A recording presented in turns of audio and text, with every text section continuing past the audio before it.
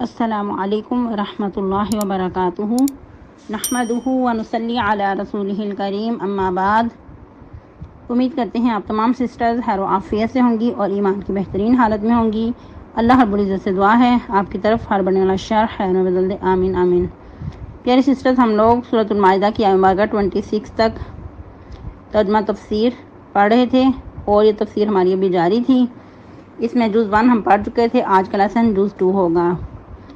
اور مزید ٹرانسلیشن کی 2 آیات مبارکہ پڑھیں گے۔ آج کا لیسن بہت ہی امپورٹنٹ ہے اور اسپیشلی ہمارے ضمیروں کو جگانے والا ہے۔ تو آئیے لیسن سٹارٹ کرتے ہیں۔ رب اشرح لی صدری ویسر لی امری واحلل عقدۃ من لسانی یفقہوا قولی اللہم بارک لنا فی اوقاتنا اللہم فقہنا فی الدین اللہم انی اسألک الہدی والتقی والعفاف والغنی اللہم الہمنی رشدی واعذنی من شر نفسی۔ اعوذ باللہ من الشیطان الرجیم، بسم اللہ الرحمن الرحیم۔ واتل علیہم نبأ ابنی آدم بالحق اذ قربا قربانا فتقبل من احدہما ولم يتقبل من الآخر قال لأقتلنک قال انما يتقبل اللہ من المتقین لئن بسطت الی یدک لتقتلنی ما انا بباسط یدی الیک لأقتلک انی اخاف اللہ رب العالمین۔ ٹرانسلیشن آیت مبارکہ 27 سے۔ وَاتْلُ عَلَيْهِمْ نَبَأَ ابْنَيْ آدَمَ بِالْحَقِّ، اور پڑھ سنائیے ان پر خبریں آدم کے 2 بیٹوں کی جو حق پہ مبنی ہیں۔ اِذْ قَرَّبَا قُرْبَانًا، جب انہوں نے نیازیں چڑھائی، دونوں نے نیازیں، فَتُقُبِّلَ مِنْ أَحَدِهِمَا، تو قبول ہو گئی ان دونوں میں سے ایک کی، وَلَمْ يُتَقَبَّلْ مِنَ الْآخَرِ، اور نہ قبول ہوئی دوسرے کی۔ قَالَ، اس نے کہا، لَأَقْتُلَنَّکَ، البتہ میں تجھے قتل کر دوں گا۔ قَالَ، کہا، إِنَّمَا يَتَقَبَّلُ اللَّهُ مِنَ الْمُتَّقِينَ، بے شک قبول کرتا ہے اللہ تعالیٰ پرہیزگاروں سے۔ لَئِن بَسَطتَ إِلَيَّ يَدَکَ، اگر تو پھیلائے گا طرف میری ہاتھ اپنے، لِتَقْتُلَنِی، تاکہ مجھے قتل کر ڈالے، مَا أَنَا بِبَاسِطٍ، نہیں ہوں میں پھیلانے والا یا کھولنے والا، یا دیا اپنے ہاتھ، الیک تیری طرف، لأقتلک، یہ کہ میں تجھے قتل کر ڈالوں، انی اخاف اللہ رب العالمین، بے شک مجھے ڈر لگتا ہے اللہ رب العالمین سے۔ تفسیر کل کے لیسن کو ہی کنٹینیو کریں گے، جیسا کہ ہم لوگ پڑھ رہے تھے آیت مبارکہ 23 سے، کہ جب موسیٰ علیہ السلام نے اپنی قوم سے کہا کہ اے لوگو، اے میری قوم، اس مقدس زمین میں داخل ہو جاؤ جو اللہ نے تمہارے مقدر میں لکھ دی ہے، اور یاد رکھنا کہ وہاں جا کر پشت کے بل نہ پھرنا۔ لیکن انہوں نے ایک طرح بھی نہ سنی اور مان کے نہ دی۔ پھر مزید جو ان میں 2 بہت نیک لوگ تھے، انہوں نے بھی سمجھانا چاہا کہ اے لوگو،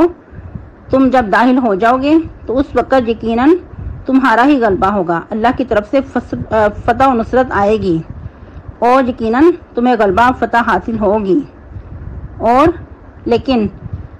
اس شرط پہ کہ تم اللہ پہ بھروسہ رکھو، اگر تم واقعی سچے مومن ہو۔ تمہارا ایمان کا تقاضا ہے کہ اللہ پہ بھروسہ رکھتے ہوئے قدم اٹھاؤ اور پیچھے نہ پلٹو۔ لیکن انہوں نے کسی کی بھی نہ سنی اور ہٹ درمی پہ اتر آئے، اور مزید موسیٰ علیہ السلام سے کہنے لگے، اے موسیٰ، بے شک ہم اس میں کبھی بھی داخل نہیں ہوں گے، اگر تم اتنے ہی ضروری ہے جانا تو تم اور تمہارا رب جاؤ، تم دونوں جا کے لڑو، ہم تو یہاں ہی بیٹھے ہیں۔ اب دیکھیں کہ موسیٰ علیہ السلام کو کیسے وہ نام سے مخاطب کر رہے ہیں، حالانکہ ایک جو نبی ہوتا ہے بہت معزز اور قابل احترام ہوتا ہے، اس کو نام لے کر پکارنے سے منع کیا گیا ہے، اور کیا کہا گیا کہ انبیاء کو ان کی توقیر کرو، ان کو عزت دو اور ان کے مشن کو لے کر آگے بڑھو، ان کا ہر طرح سے ساتھ دو۔ لیکن جو اس طرح کے لوگ ہوتے ہیں جو بالکل نافرمان اور بے مقصد لوگ ہوتے ہیں، وہ انبیاء کو نام سے پکارا کرتے ہیں۔ پہلے بھی آپ نے بارہا دیکھا کہ موسیٰ علیہ السلام کو ان کے لوگ موسیٰ کہہ کے ہی پکارتے رہے، لیکن اس کے برعکس موسیٰ علیہ السلام کا جو انداز ہے اپنی قوم کے ساتھ بہت محبت اور خیر خواہی کا ہے، موسیٰ علیہ السلام بہت مقامات پہ یا قومی کہہ کے پکار رہے ہیں، مخاطب کر رہے ہیں محبت اور شفقت کے ساتھ۔ خیر انہوں نے جو بھی رویہ اختیار کیا ان کی اپنی ہی بدقسمتی تھی، اپنا ہی ان کا نقصان تھا۔ تو موسیٰ علیہ السلام جب ہر طرح سے ان کی طرف سے مایوس ہو گئے تو کیا کہنے لگے کہ اللہ اب بس وہ مقام آ چکا ہے کہ مجھے ان پہ کسی قسم کا اختیار نہیں رہا، اپنی جان اور اپنے بھائی کے سوا میں ان کے بارے میں کچھ نہیں کر سکتا۔ اب وہ وقت آن پہنچا ہے کہ میرے اور ان لوگوں کے درمیان جدائی ڈال دے، ان کا کام ان کے سپرد کر دے، مجھے ان سے الگ کر دے۔ تو اللہ رب العزت نے بطور سزا کیا فرما دیا کہ ان پر یہ زمین جو کہ ان کی قسمت میں لکھی تھی، بہت خوبصورت بابرکت زمین تھی اور انبیاء کا مسکن تھا، اور اس کے علاوہ بہت زرخیز زمین تھی اور بہت سرسبز و شاداب تھی اور بہت ادھر میوہ جات تھے، ہر طرح سے اس کو برکت عطا کی گئی تھی۔ ان کو بطور سزا 40 سال تک ان پہ حرام کر دی گئی ہے، وہ اس زمین تک پہنچنے کے نہیں۔ تو ان کے بارے میں کہا جاتا ہے کہ ان پہ یہ اتنی سزا مسلط کر دی گئی کہ کوشش کے باوجود بھی وہ 40 سال تک ادھر ہی بھٹکتے رہے، وہاں تک پہنچ ہی نہیں پاتے تھے۔ کوشش کر کے یہ چلتے اور بہت زیادہ سفر طے کرتے، پھر بھی جتنا سفر طے کرتے پھر دوبارہ وہیں تک پہنچ جاتے، پھر کوشش کر کے سفر طے کرتے روانہ ہوتے، لیکن افسوس کے ساتھ کہ پھر جہاں سے چلتے وہیں ہی پہنچ جاتے۔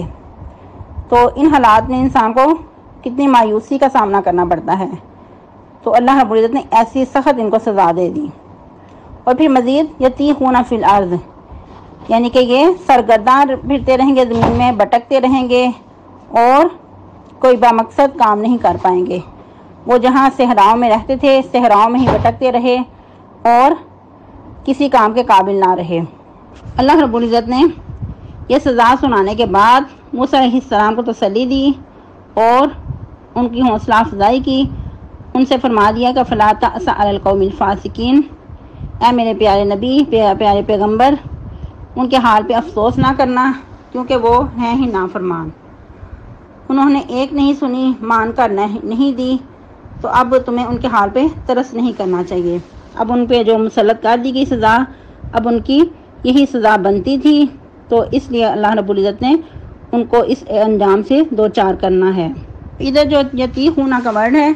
یہ بھی بہت اہم ہے، اسی سے پھر وہ وادی تیہ جسے کہا جاتا ہے،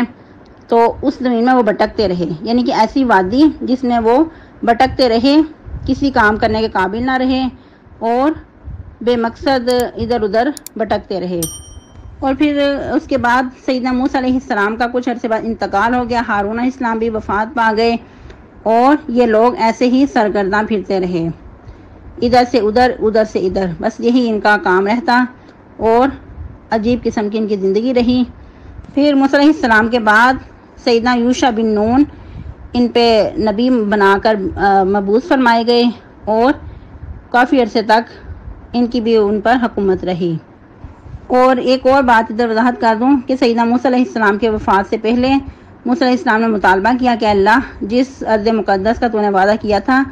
وہ میں بھی دیکھنا چاہتا ہوں۔ پھر اللہ رب العزت نے بطور معجزہ اپنے پیارے نبی سیدنا موسیٰ علیہ السلام کو وہ زمین دکھائی بھی تھی۔ پھر مزید سیدنا یوشع بن نون کے جو حالات پیش آئے وہ پھر کبھی انشاءاللہ اللہ رب العزت نے چاہا تو کسی اور موقع پہ ان کے بارے میں مزید پڑھیں گے۔ اب اس واقعہ میں ہمارے لیے بہت سارے لیسن چھپے ہوئے ہیں کہ اب جو ان کے بارے میں اتنے واقعات بیان ہو رہے ہیں، اب یہ بھی ایک اس طرح سے انسان تھے اور دوسری طرف صحابہ کرام رضی اللہ تعالیٰ عنہم وہ بھی انسان تھے، لیکن تاریخ نے ایسی مثال چھوڑ دی صحابہ کرام رضی اللہ تعالیٰ عنہم کی بھی اور دوسری طرف بنی اسرائیل کی بھی۔ فرق کہاں ہے کہ صحابہ کرام رضی اللہ تعالیٰ عنہم نے ہر طرح سے نبی صلی اللہ علیہ وسلم کا ساتھ دیا اور ان کو کسی بھی پل الگ نہیں ہونے دیا، تو دوسری طرف بنی اسرائیل جو تھے ان کو بار بار ان سے وعدہ لیا جاتا، ان کو بار بار خوشخبریاں سنائی جاتی، لیکن وہ اپنے وعدے پہ پورے نہ اترتے اور بار بار سمعنا و عصینا کہہ دیتے، یا بعض اوقات سمعنا و اطعنا بھی کہتے، لیکن اندر سے دل جو تھے وہ دلوں میں کھوٹ تھی اس وعدے پہ پورے نہ رہتے۔ اسی کے پیش نظر جب جنگ بدر کا واقعہ پیش آیا، اس وقت جب نبی صلی اللہ علیہ وسلم نے صحابہ کرام سے مشورہ لیا، ان کو آگاہی کی کہ اچانک سے یہ جنگ کا معاملہ پیش آ گیا ہے اور بہت بڑے لاؤ لشکر سے ہمارا مقابلہ ہے، تو تم لوگوں نے ثابت قدمی دکھانی ہے۔ تو اس وقت کتنا خوبصورت جواب تھا صحابہ کرام رضی اللہ تعالیٰ عنہم کا کہ انہوں نے بالکل بھی چون چرا نہیں کی اور یہ نہیں کہا کہ اتنا بڑا لاؤ لشکر ہے اور ہم کیسے ان سے مقابلہ کریں گے جبکہ وہ اسلحے سے لیس ہیں اور ہم بالکل خالی ہاتھ ہیں، ہمارے پاس کوئی ذرائع نہیں ہیں، بلکہ انہوں نے بہت ہی زیادہ خوبصورت جواب دیا، ایسا خوبصورت جواب کہ شاید تاریخ ایسے واقعات سے قاصر ہے۔ انہوں نے فرمایا کہ ہم ہر طرح سے آپ کا ساتھ دیں گے، یہاں تک کہ آپ اگر ہمیں کہیں کہ سمندروں میں بھی گھوڑے دوڑا دو تو ہم اس بات سے بھی پیچھے نہیں رہیں گے۔ ہم ایسا نہیں کہیں گے جس طرح بنی اسرائیل نے کہا تھا کہ فَاذْهَبْ أَنْتَ وَرَبُّكَ فَقَاتِلَا إِنَّا هَاهُنَا قَاعِدُونَ، ہم ایسا نہیں کہنے والے۔ ہم آپ کی ہر بات پہ سمعنا و اطعنا کریں گے، ہر بات میں ہر معاملے میں آپ کا ساتھ دیں گے، یہاں تک کہ آپ برگ غماد میں گھوڑے دوڑانے کا بھی کہیں گے تو ہم وہاں بھی اپنے گھوڑوں کو دوڑا دیں گے۔ یہ ہوتی ہے حقیقت میں اطاعت گزاری کہ حالات جیسے بھی ہوں، ناساز حالات میں بھی انبیاء کا ساتھ دینا اور دین کی خدمت کے لیے پیچھے نہ ہٹنا۔ تو اسی لیے ان کو بھی رضی اللہ تعالیٰ عنہم کا خطاب مل گیا۔ یہی وجہ تھی کہ ان کے پاس چلتے پھرتے جنت کے سرٹیفکیٹ تھے، چلتے پھرتے ان کو بارہا جنت کی بشارتیں ملتی تھیں، وہ بھی پیارے پیغمبر کی زبان مبارک سے فیس ٹو فیس۔ کیا ہی ان کی خوش قسمتی تھی۔ اور مزید اس واقعہ سے ہمیں زمین کی اہمیت کا بھی پتہ چلتا ہے کہ جو جگہ ہوتی ہیں وہ بھی اہمیت رکھتی ہیں، جو زمین ہوتی ہے وہ بھی اس میں بھی فرق ہوتا ہے، لیکن یہ کس وجہ سے ہوتا ہے؟ یہ لوگوں کی وجہ سے ہی۔ لوگ اگر اطاعت گزار ہوتے ہیں تو وہ جگہ بھی پھر بابرکت بن جاتی ہیں۔ جس طرح کہ دیکھیں نبی صلی اللہ علیہ وسلم کو جب ہجرت کرنے کا آرڈر آیا تو اس وقت خواب میں دکھایا گیا کہ آپ لوگ ہجرت کر کے جائیں، لیکن جو زمین کا تعین تھا وہ صحیح طریقے سے نہ پتہ چل سکا، تو اس وقت نبی صلی اللہ علیہ وسلم نے طائف کا رخ کیا کہ وہاں کی زمین بہت بابرکت ہے، بہت زرخیز ہے، سرسبز و شاداب ہے، اور وہاں کے لوگوں کو اہمیت دی کہ ان کو جا کے تبلیغ کی جائے۔ لیکن اللہ رب العزت کو کچھ اور ہی منظور تھا۔ اللہ رب العزت نے جو بعد میں آرڈر کیا وہ حکم دیا کہ آپ لوگ مدینہ کی طرف ہجرت کر جائیں، اور وہ مدینہ کہ جو اس وقت بہت زیادہ ویرانہ تھا اور وہاں کے لوگ بھی اچھے نہیں تھے اور بہت زیادہ وہاں بیماریاں بھی پھوٹتی تھیں، تو لیکن اللہ رب العزت کے حکم سے وہ زمین کیسی سرسبز شاداب ہوئی اور کیسا اللہ رب العزت نے اس زمین کو مقام عطا کیا کہ مدینہ طیبہ کے نام سے اللہ رب العزت نے اس کو موسوم کر دیا، جبکہ پہلے اس کو یثرب کہا جاتا تھا، اور وہی زمین یثرب سے ہٹ کر پھر مدینہ طیبہ، اور نبی صلی اللہ علیہ وسلم محبت سے اس کو طابہ کہا کرتے تھے۔ جب آپ صلی اللہ علیہ وسلم وہاں تشریف لے گئے، صحابہ کرام بھی بہت زیادہ آپ کے ساتھ تھے، اس وقت صحابہ کرام بہت زیادہ بیمار ہو گئے، اور یہاں تک کہ اما جان عائشہ صدیقہ رضی اللہ تعالیٰ عنہا 1 مہینہ بخار میں رہیں، اور بخار کی ایسی شدت تھی کہ اما جان عائشہ صدیقہ رضی اللہ تعالیٰ عنہا کے بال بھی جڑ گئے۔ اس کے بعد پھر نبی صلی اللہ علیہ وسلم نے دعا کی، آپ کی دعا کی برکت کہ وہاں کی جو ان کے ہوا تھی وہ پھر صحابہ کرام کو موافق آ گئی، اور جو بیماری تھی اللہ رب العزت نے پھر اس کو کہیں اور بھیج دیا۔ یہ بھی آپ صلی اللہ علیہ وسلم کو خواب میں دکھایا گیا کہ وہاں سے ایک عورت بہت سیاہ رنگ کی وہاں سے نکل کر کسی اور جگہ پہ شاید جحفہ کی طرف چلی گئی ہے۔ پھر آپ صلی اللہ علیہ وسلم نے وہاں سے اس کی تعبیر لی کہ اس سے مراد جو بیماری تھی جو وہاں کی یعنی کہ آب و ہوا موافق نہیں تھی، تو اس کو اللہ رب العزت نے وہاں سے نکال کر کسی اور علاقے میں بھیج دیا ہے۔ پھر مزید نبی صلی اللہ علیہ وسلم نے مدینہ کے لیے دعا کی کہ اللہ تعالیٰ اس کو برکت عطا کرے، اس کے مد میں، اس کے سا میں، اور پھر یہ بھی فرمایا کہ اللہ آل محمد کے تھوڑے کھانے میں بھی برکت عطا کر، قوت عطا کر۔ تو یہی وجہ تھی کہ وہ تھوڑا سا کھانا کھا کے بھی سیراب ہو جاتے تھے اور اتنی بڑی بڑی جنگیں بھی لڑا کرتے تھے۔ اور پھر نبی صلی اللہ علیہ وسلم کے دل میں ایسی محبت مدینہ کی بیٹھ گئی کہ آپ وسلم جب سفر سے واپسی پہ آتے تو دور سے ہی مدینہ کو دیکھ کر اپنی سواری کو محبت میں ایڑ لگاتے اور سواری کو مزید تیز کرتے۔ تو یہی وجہ ہے کہ آج مسلمان مکہ کے ساتھ ساتھ مدینہ کی طرف بھی کھنچتا چلا جاتا ہے، اور ہر مسلمان کی خواہش ہوتی ہے کہ وہ بار بار مکہ کے ساتھ ساتھ مدینہ کی بھی زیارت کرے۔ پھر مزید دیکھا جائے تو مدینہ سے پہلے مکہ کو اللہ رب العزت نے کیسا اعزاز بخشا، جو سیاہ پہاڑ بیاباں کا علاقہ تھا، پہاڑ تھے، جنگل تھے، صحرا تھے، اللہ رب العزت نے کیسے ان کو آباد کیا، ایسا اس کو شرف عطا کیا کہ وہ مرکزی اہمیت رکھنے لگا، مسلمانوں کی مرکزی عبادت گاہ بن گیا۔ حج اور عمرہ جیسا فریضہ انجام دینے کے لیے ہر کوئی دور دراز سے سفر کر کے بہت محبت کے ساتھ مکہ کی طرف کھنچتا ہی چلا جاتا ہے، اور محنت مشقت کو برداشت کر کے خوشی سے پھر بار بار جانے کی طلب رکھتا ہے۔ اللہ رب العزت ہم سب کو اپنے گھر کی بار بار زیارت کروائے اور قبولیت والے حج عمرے کروائے، اور کعبۃ اللہ کی عظمت ہمیشہ ہمارے دلوں میں برقرار رکھے، آمین۔ پھر مزید یہ کہ زمین اہمیت رکھتی ہے، جیسا کہ جو حدیث پڑھنے والے اسٹوڈنٹس ہیں ان کو یاد ہو کہ 100 جانوں کا قاتل جو تھا اس کو بھی کیا کہا گیا تھا کہ یہ جو گناہوں والی زمین ہے اس کو چھوڑ کر فلاں زمین کی طرف چلے جاؤ، اور وہاں جو نیک لوگ رہتے ہیں ان کے ساتھ رہو اور ان کے ساتھ رہ کر نیک اعمال کرو۔ لیکن قسمت کہ اس کی موت کا وقت آ گیا اور وہ زمین تک نہ پہنچ سکا، لیکن اس نے کوشش اور محنت کر کے وہاں گھسر کر پہنچنا چاہا، اور آخرکار اللہ رب العزت کی رحمت غالب آئی اور زمین کو ناپا گیا تو اس زمین کی طرف وہ زیادہ بڑھ چکا تھا جو نیک لوگوں کی زمین تھی۔ تو اس طرح پھر جو نیک روحیں نکالنے والے فرشتے تھے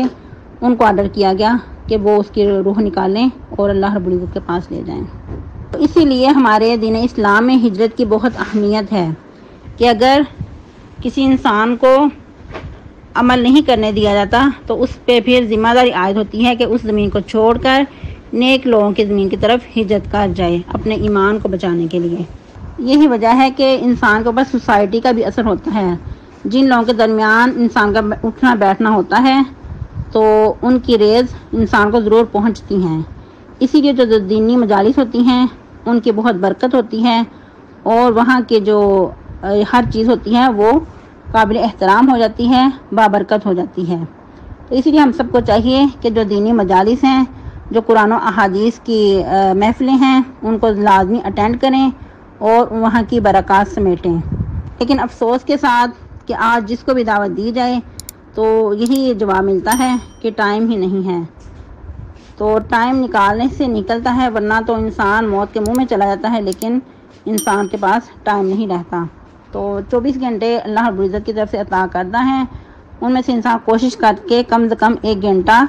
ضرور اللہ کے لیے نکال لے۔ اور جو ادھر 40 سنتاً کا ورڈ ہے یہ بھی بہت ہی زیادہ اہم ہے، بہت ہی زیادہ اہمیت رکھتا ہے، جیسا کہ انبیاء علیہ السلام کو بھی غالباً اسی عمر میں نبوت عطا کی جاتی تھی، 40 کے لگ بھگ یا 40 سال کی عمر میں،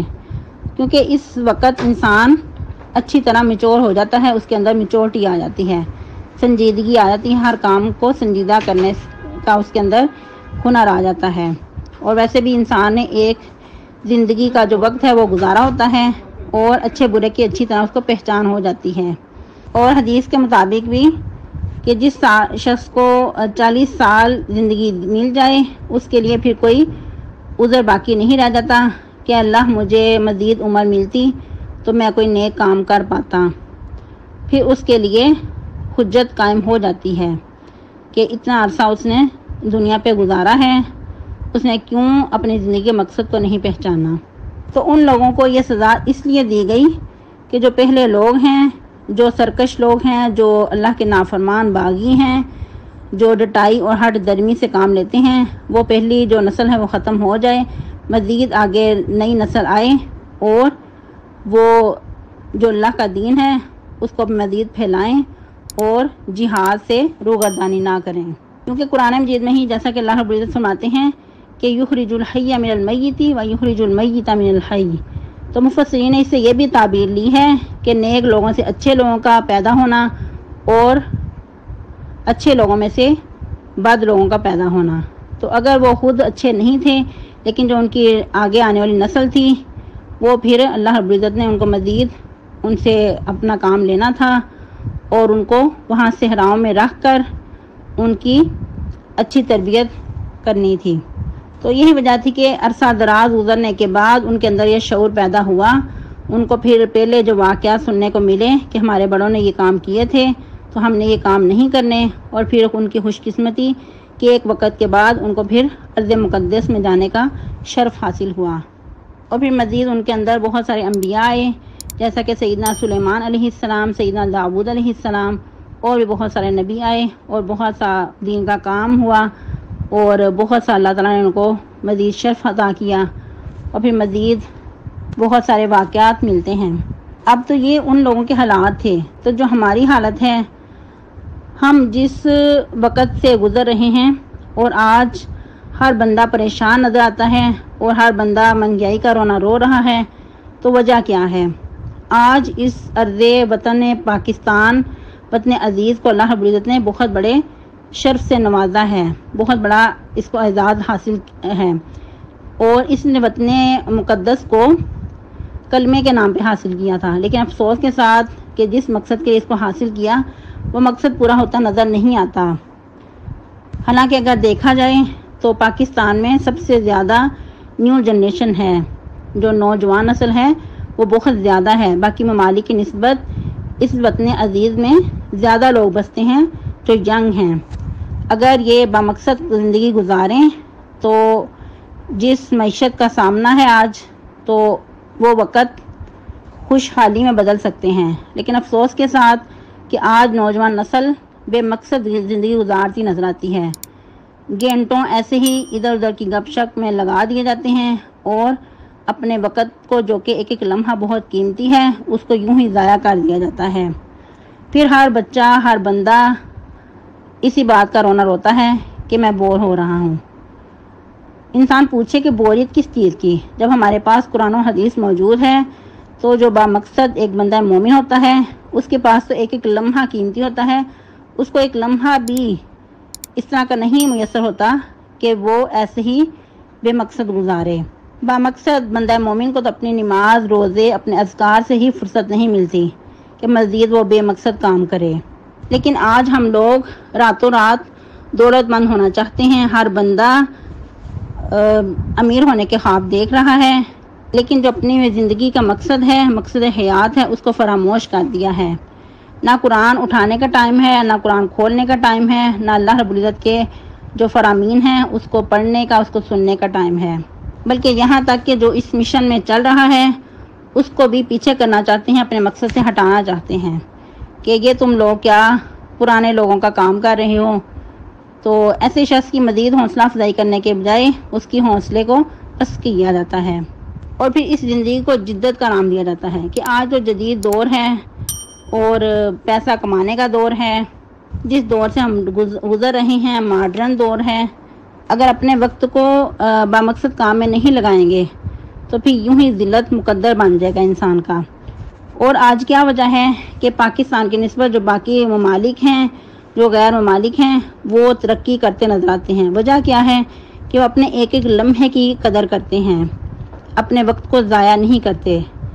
مرد کیا اور عورتیں کیا، ہر کوئی اپنے وقت کا بہت اچھا استعمال کرتے ہیں، لیکن کس کے لیے؟ دنیا کی خاطر۔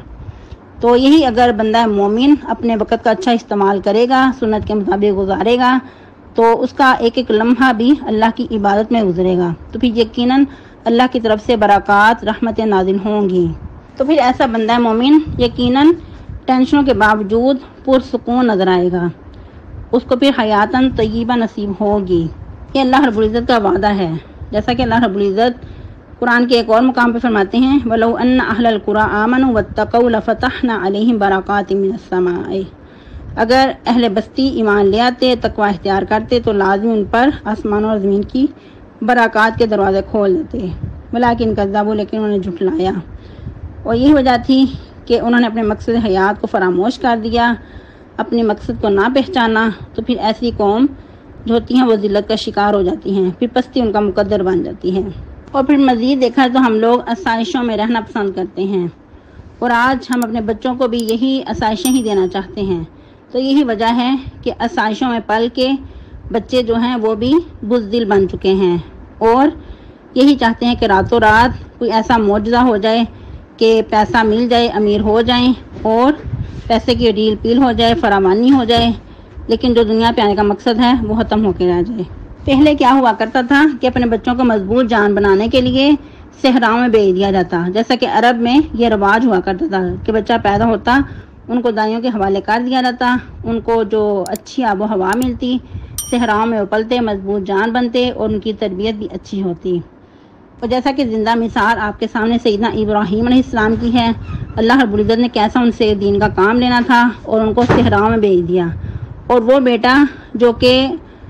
ساری زندگی گزرنے کے بعد بڑھاپے کی انتہا جب ہو گئی اس وقت ملا، تو اس کو بھی کیا کہا کہ صحراؤں میں چھوڑاؤ، اور وہ بھی بیاباں، جہاں کے بالکل غیر ذی زرع عند بیتک المحرم، وہاں چھوڑاؤ جہاں پانی کی بوند تک کا نام و نشان نہیں تھا، وہاں انسان کیا جو حیوانات تھے وہ بھی نہیں رہتے تھے، چرند پرند بھی ادھر نہیں پھٹکتا تھا، کیونکہ چرند پرند ایک زندگی کے لیے پانی کا ہونا بہت ضروری ہوتا ہے۔ تو یہی وجہ تھی کہ جب ایک قافلہ گزرا تو انہوں نے دیکھا کہ وہاں تو پرندے یعنی کہ اڑ رہے ہیں، تو یقیناً ادھر پانی ہے۔ اسی طرح پھر ان کی مزید شہرت ہوئی اور پتہ چلا کہ یہاں زندگی بستی ہے۔ تو اللہ رب العزت نے ان کے صبر کا یہ بدلہ دیا کہ اللہ رب العزت نے جہاں وہاں پانی نہیں تھا، آب زمزم جیسا معجزہ عطا کر دیا، اور وہ آب زمزم کہ جو آج ہم تک بھی آسانی سے میسر ہے۔ پھر مزید دیکھا جائے تو آج کے لیسن میں کہ جس طرح اللہ رب العزت موسیٰ علیہ السلام کو فرما رہے ہیں فَلَا تَأْسَ عَلَى الْقَوْمِ الْفَاسِقِينَ، کہ تم اپنے لوگوں پہ جو فاسق ہیں، جو نافرمان ہو چکے ہیں، ان پہ بالکل غم نہ کھاؤ۔ تو ایک جو نبی ہوتا ہے، ایک جو داعی دین ہوتا ہے، اس کے اندر یہی تڑپ ہوتی ہے، وہ اپنے لوگوں کے لیے بہت خیرخواہ ہوتا ہے، جس طرح کہ نبی صلی اللہ علیہ وسلم کے بارے میں بھی اللہ رب العزت بار بار فرما رہے ہیں کہ آپ ان کے پیچھے غم کر کر کے اپنے آپ کو ہلاک نہ کر دینا اس بات کے پہ کہ وہ ایمان نہیں لاتے۔ تو انبیاء ایسے ہی حساس ہوا کرتے ہیں، اور ان کے بعد پھر داعی دین جو بھی ہے اس کے اندر اپنے لوگوں کے لیے ایسی ہی طلب ہوتی ہے۔ آج کے لیے اتنا ہی کافی ہے۔ تو آپ لوگوں کا ہوم ورک ہے، آپ لوگوں نے بتانا ہے کہ آپ نے اس لیسن میں سے کیا سیکھا اپنے لیے، اور مزید اپنی زندگی کو بہتر بنانے کے لیے کیا آپ نے پلاننگ کی ہے،